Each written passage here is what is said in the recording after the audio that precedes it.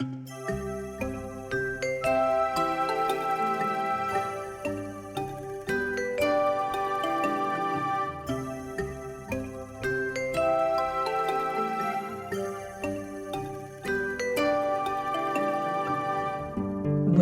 to the marvelous land of Oz.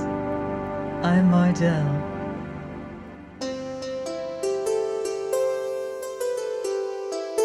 Reading The Patchwork Girl of Oz by L. Frank Baum.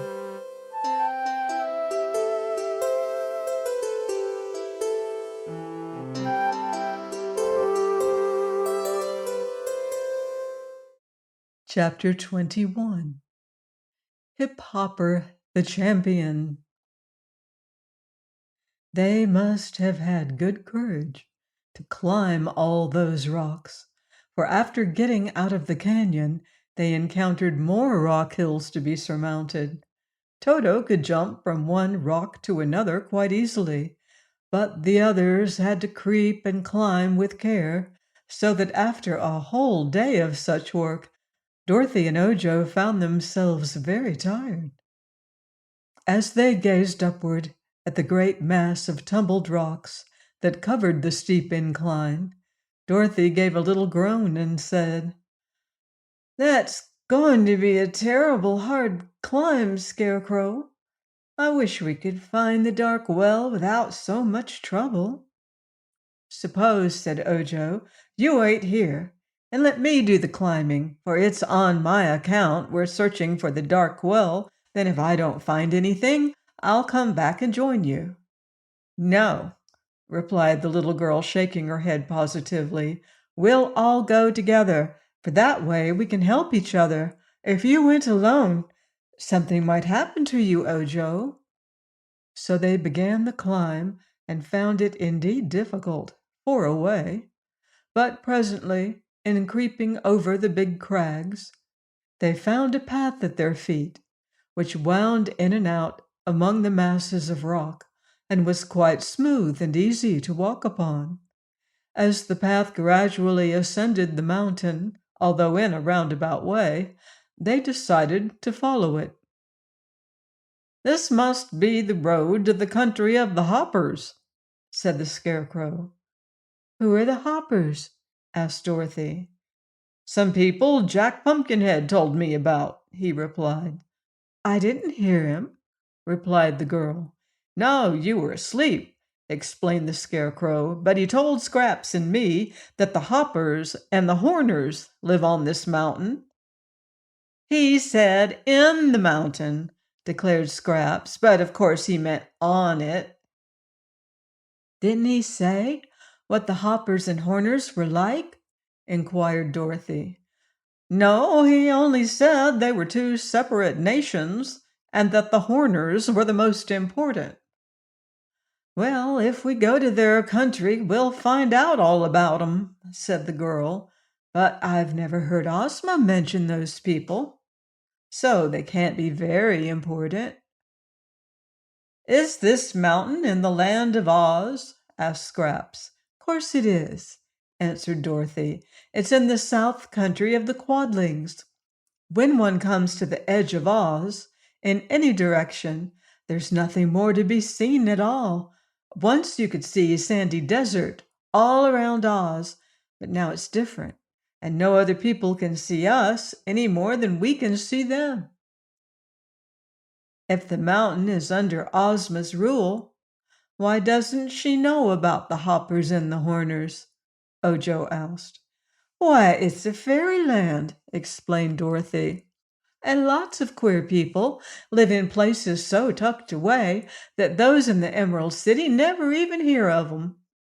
In the middle of the country it's different, but when you get around the edges, you're sure to run into strange little corners that surprise you. I know, for I've traveled in Oz a good deal, and so has the Scarecrow." "Yes," admitted the straw man, "I've been considerable of a traveler in my time, and I like to explore strange places. I find I learn much more by traveling than by staying at home."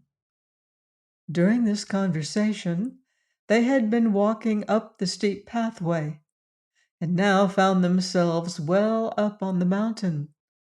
They could see nothing around them, for the rocks beside their path were higher than their heads, nor could they see far in front of them because the path was so crooked. But suddenly they stopped because the path ended and there was no place to go. Ahead was a big rock lying against the side of the mountain, and this blocked the way completely. "There wouldn't be a path, though, if it didn't go somewhere," said the Scarecrow, wrinkling his forehead in deep thought. "This is somewhere, isn't it?" asked the Patchwork Girl, laughing at the bewildered looks of the others.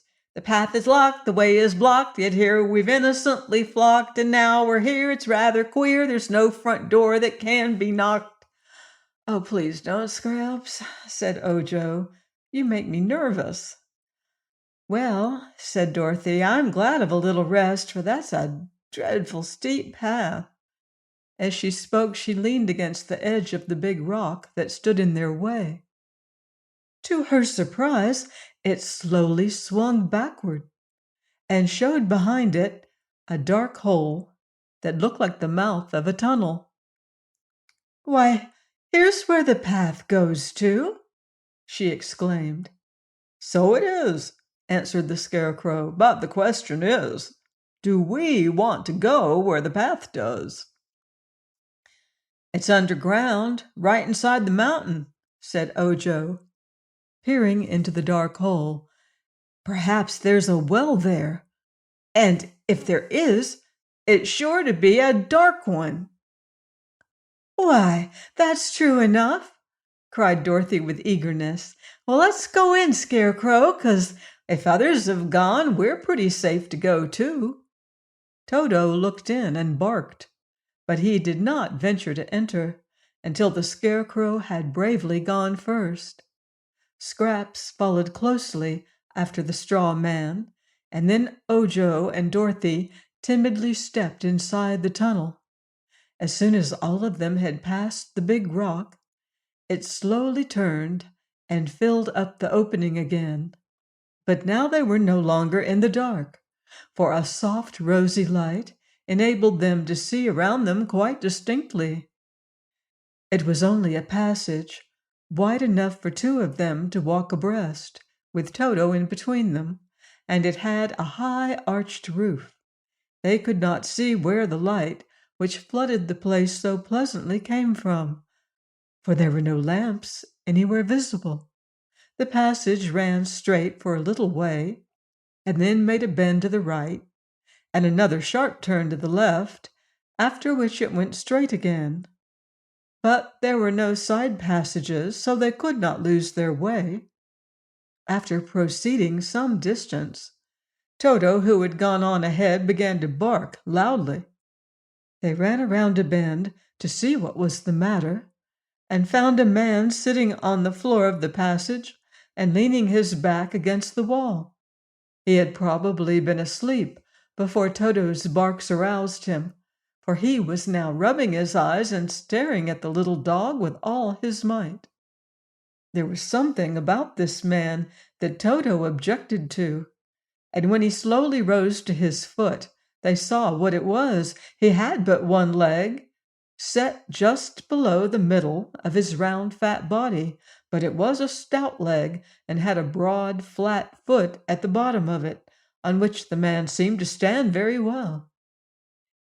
He had never had but this one leg, which looked something like a pedestal, and when Toto ran up and made a grab at the man's ankle, he hopped first one way and then another, in a very active manner, looking so frightened that Scraps laughed aloud.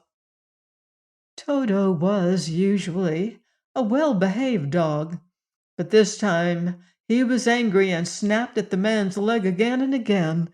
This filled the poor fellow with fear, and in hopping out of Toto's reach, he suddenly lost his balance and tumbled heel over head upon the floor. When he sat up, he kicked Toto on the nose and made the dog howl angrily. But Dorothy now ran forward and caught Toto's collar, holding him back. "Do you surrender, she asked the man. "Who, me?" asked the hopper. "Yes, you," said the little girl. "Am I captured?" he inquired. "Of course, my dog has captured you," she said. "Well," replied the man, "if I'm captured, I must surrender, for it's the proper thing to do, and I like to do everything proper, for it saves one a lot of trouble." "It does indeed," said Dorothy. "Please tell us who you are." "I'm HIphopper the Champion." "Champion what?" she asked in surprise. "Champion wrestler. I'm a very strong man, and that ferocious animal which you are so kindly holding is the first living thing that has ever conquered me." "And you are a hopper?" she continued. "Yes, my people live in a great city not far from here. Would you like to visit it?" "I'm not sure," she said with hesitation. "Have you any dark wells in your city?" "I think not. We have wells, you know, but they're all well lighted, and a well lighted well cannot well be a dark well. But there may be such a thing as a very dark well in the Horner country, which is a black spot on the face of the earth." "Where is the Horner country?" Ojo inquired. "The other side of the mountain. There's a fence between the Hopper country and the Horner country, and a gate in the fence, but you can't pass through just now, because we are at war with the Horners." "That's too bad," said the Scarecrow. "What seems to be the trouble?" "Why, one of them made a very insulting remark about my people. He said we were lacking in understanding because we had only one leg to a person. I can't see that legs have anything to do with understanding things. The Horners each have 2 legs, just as you have. That's one leg too many, it seems to me." "No," declared Dorothy, "it's just the right number." "You don't need them," argued the Hopper obstinately. "You've only got 1 head, and 1 body, and 1 nose, and 1 mouth. 2 legs are quite unnecessary, and they spoil one's shape." "But how can you walk with only 1 leg?" asked Ojo. "Walk? Who wants to walk?" exclaimed the man. "Walking is a terribly awkward way to travel. I hop, and so do all my people. It is so much more graceful and agreeable than walking." "I don't agree with you," said the Scarecrow, "but tell me, is there any way to get to the Horner country without going through the city of the Hoppers?" "Yes, there is another path from the rocky lowlands outside the mountain that leads straight to the entrance of the Horner country, but it's a long way round, so you'd better come with me. Perhaps they will allow you to go through the gate, but we expect to conquer them this afternoon, if we get time, and then you may go and come as you please." They thought it best to take the Hopper's advice and asked him to lead the way.